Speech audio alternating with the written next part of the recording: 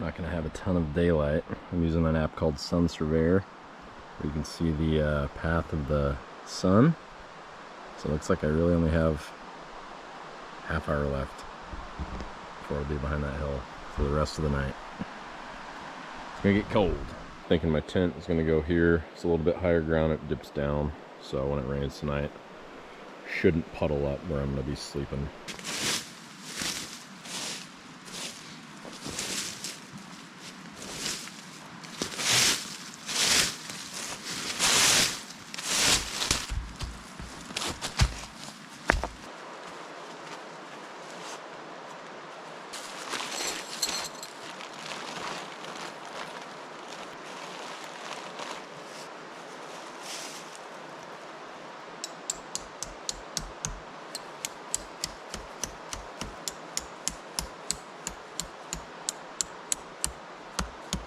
This is a trekking pole tent, and I did not bring trekking poles, so I gotta go get some sticks that will support both sides.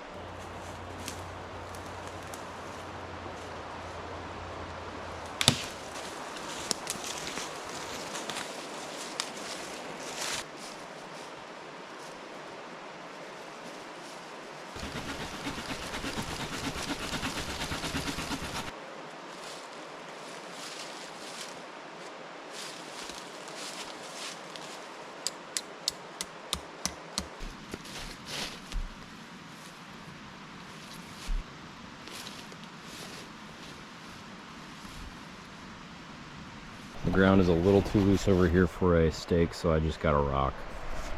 And right now, since these tie-out points for the air vents, guy lines are not long enough to get around this rock, what I'm doing is just taking a stick, wrapping this around, pulling that through, and just putting a stick in there.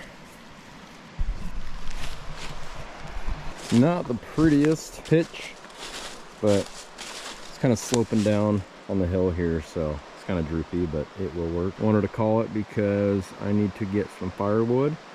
It's going to start raining here in a little bit, and the sun is already behind the hill. I have my tarp up covering the door. I'll try and build a little fire pit out here.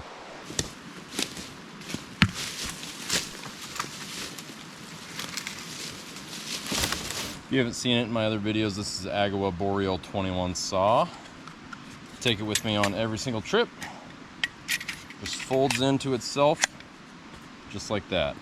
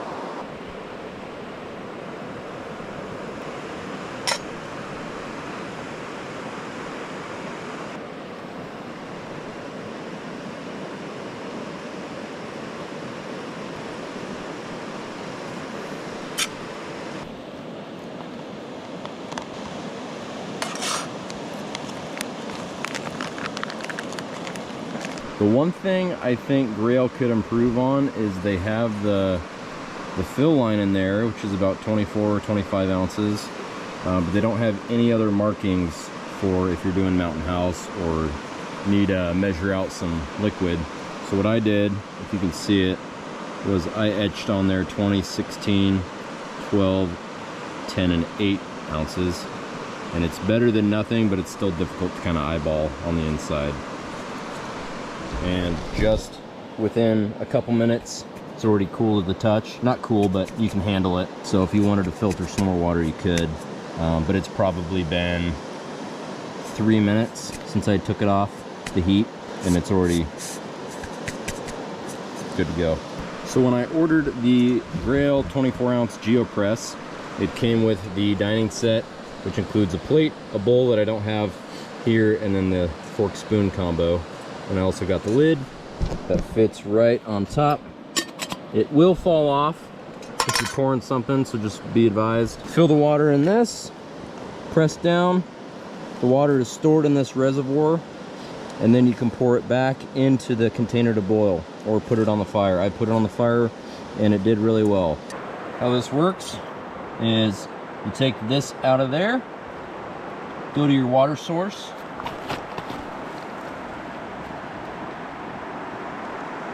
there's a black fill line in there that you fill it up to. Make sure this valve cap is at least a half turn open. And then I like to get right above it and just put my weight down on it.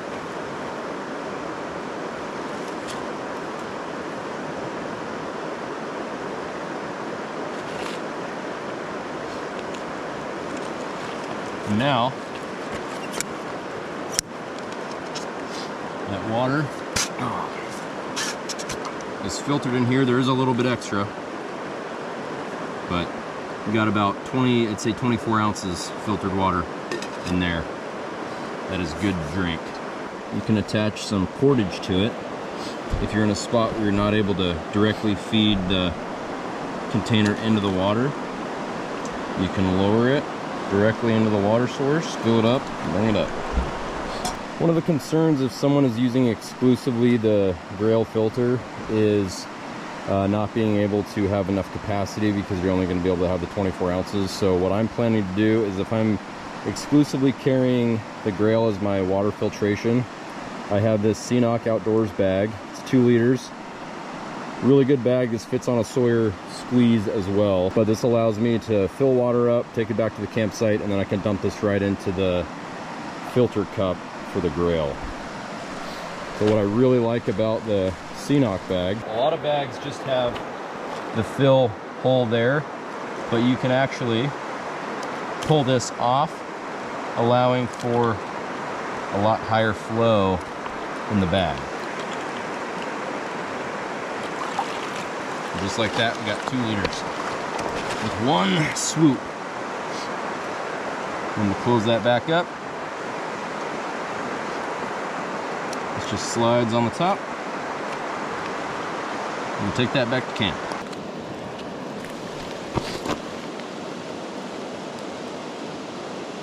Now why would I do that? Why wouldn't I just eat it out of the bag? It's super hot for a long time in this bag, so this allows it to cool off a little bit. So I've never done that where I pour it out of the mountain house, but I'm gonna give it a shot. In hindsight, don't pour it into a titanium bowl unless you have probably not pliers, but one of those pot grabbers. I just forgot mine at home. So this works for now.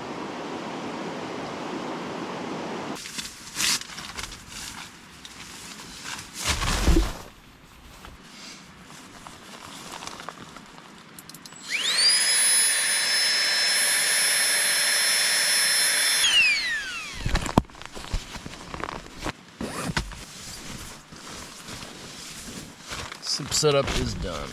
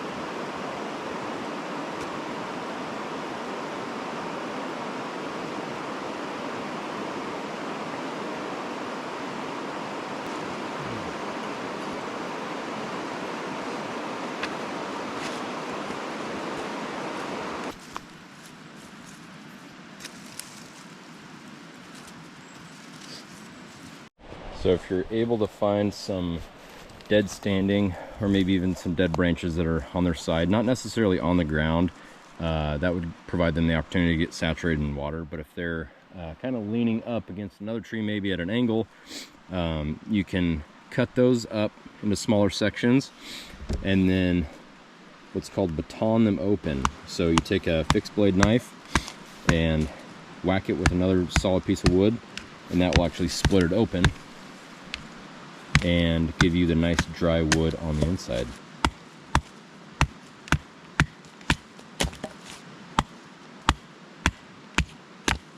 I've gone from essentially toothpick size, gradually got bigger up until I batoned some of the larger pieces. So now, after I get my base, I can get that lit and then start fueling that fire.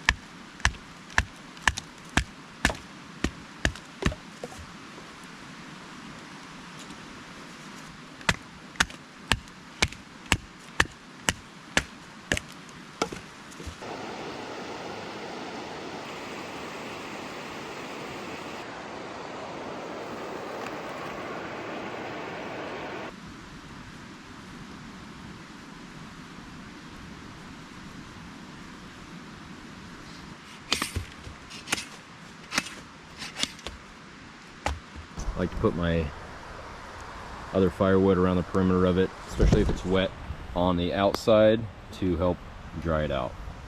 It is 4:36. We are starting to quickly lose daylight and the rain has just started. So I should have plenty of firewood for tonight and into tomorrow.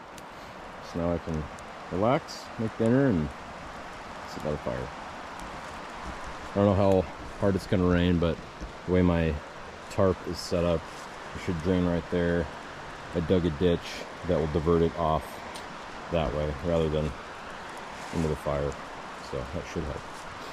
All right, it is 5:29 and it's pitch dark out. That's with no headlamp. But I think it is time for,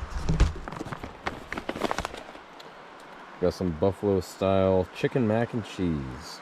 So this calls for 13 ounces of water.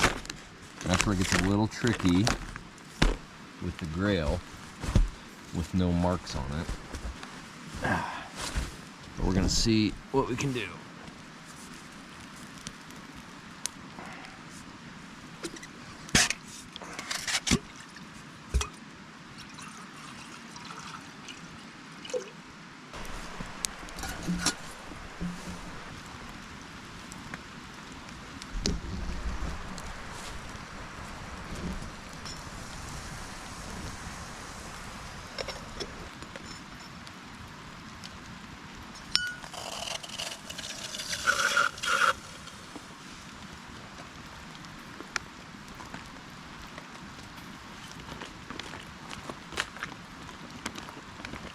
Took it out of the fire about a minute ago. I can almost grab it. Yeah, 1:15 and I can hold it. That is why I love titanium. Still hot in some spots, but overall cools off very quick. All right, bon appetit. This is the buffalo style chicken mac and cheese. I've not had this one. I took a bite and it was really good. So Let's dig in.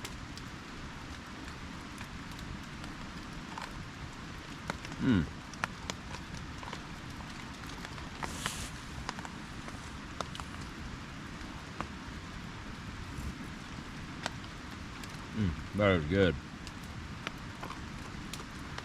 I'm going to enjoy that and crack open my last beer. Cheers. If you guys ever get a chance to go to Icicle Brewing in Leavenworth, highly recommend it.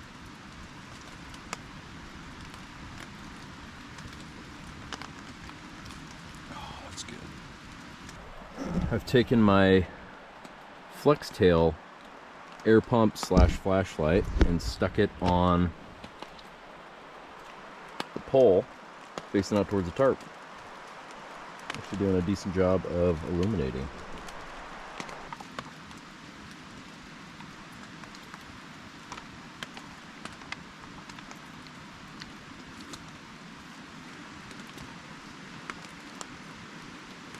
Alright, this is my new favorite Mountain House meal, the buffalo style chicken mac and cheese. Very, very good.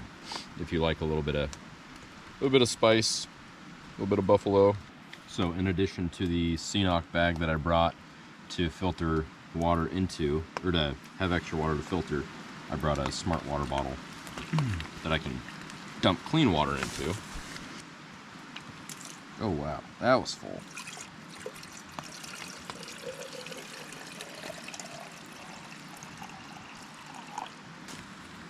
Good filter.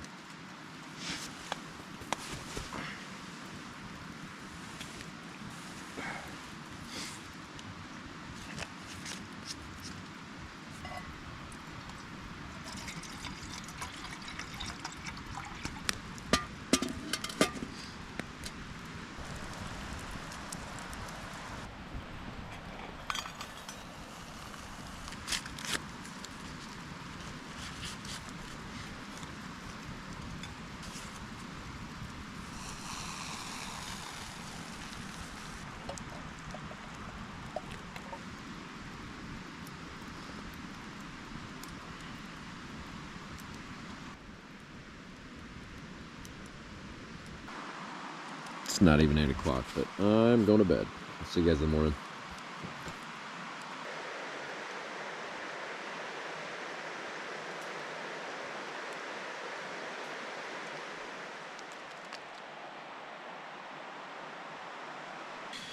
Just after 7. Slept pretty good. Woke up around midnight to go pee and kind of stoke the fire. I think it's time to get up, get the fire going, and make some coffee. Rained a little bit last night. Nothing too crazy.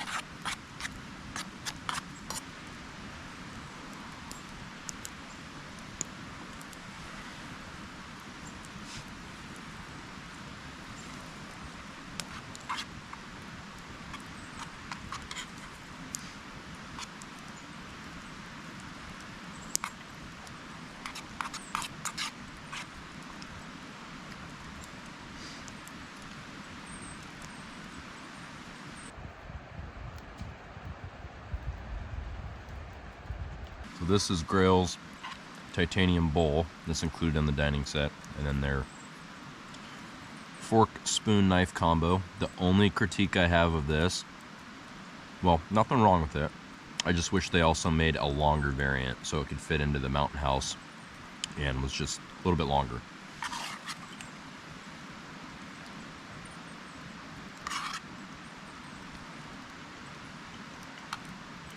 The coffee cools off pretty quick in a non-insulated titanium mug, so I like to keep it kind of close to the fire so it still keeps it warm.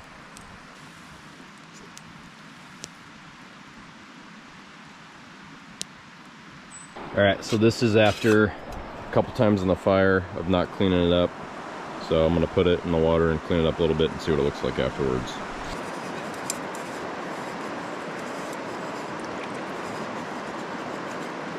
A lot of this could come off with a good scrub, but overall not too bad, especially being directly in the fire. No warping. It's titanium, so it's going to do well.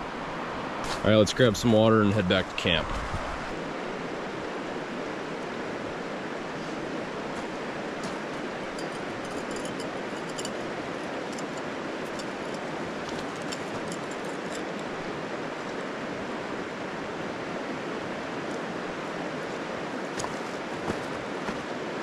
So my 4-year-old daughter Phoebe was adamant that I brought this. She made me promise that I would bring it, so I had her stick it in one of my bags. So Phoebe, here you go. What I'm gonna do is put this bowl upside down. I'm gonna try and catch it. That was a good one. There we go. Let's try and flip that again. Yeah, first try. All right, we're making another cup of coffee. Let's see if it's boiling. Oh, she's a boiling.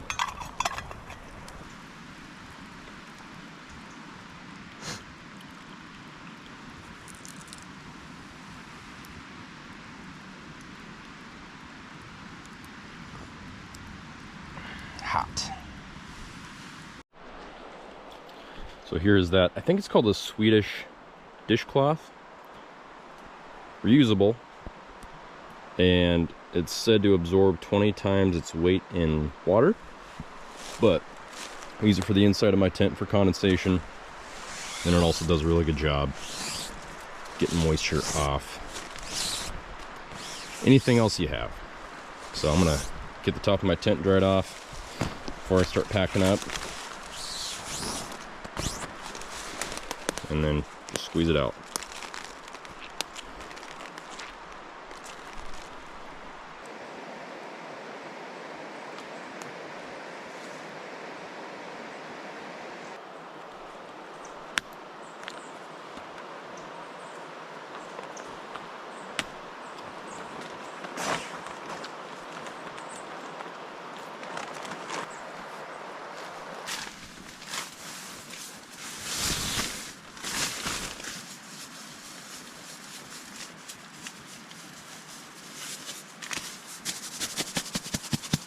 So typically I carry 100 feet of cordage with me, but instead of one long strand of 100, I cut it up into about 25 feet sections.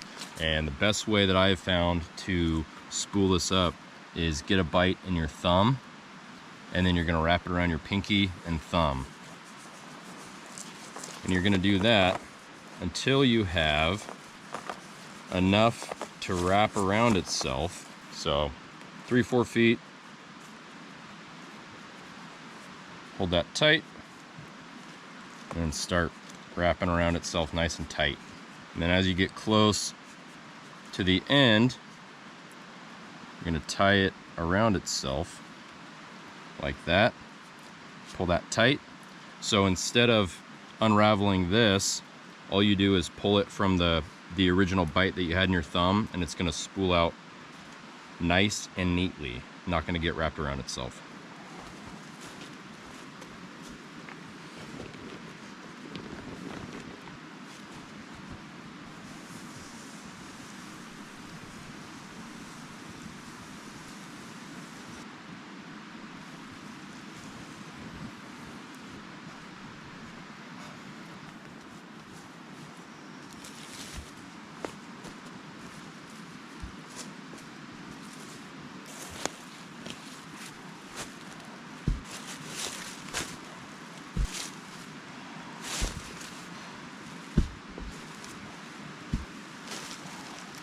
are still very hot.